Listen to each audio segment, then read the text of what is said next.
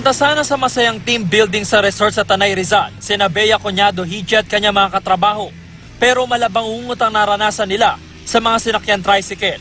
Sa video makikita ang pagharurot ng mga tricycle hanggang sa magkasagian. Tila di pansin ng driver ang sigaw ng mga takot na takot niyang pasahero.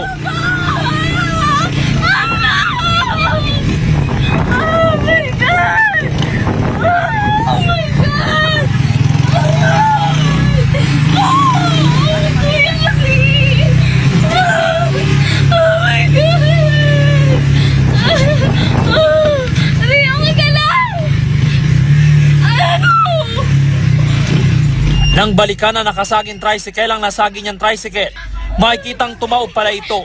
Nagtalo pa ang mga driver. Dahan-dahan lang kasi, kuya.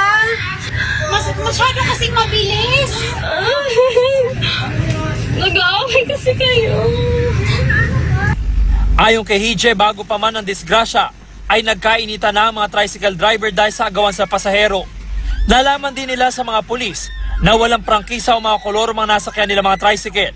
Minor injuries lang ang tinamo ng mga katrabaho niyang sakay nang tumaob ng tricycle. Hindi na nila sinampahan ng reklamo ang mga tricycle driver at nagpatulong na lang sa gasto sa ospital. James Agustin, GMA News.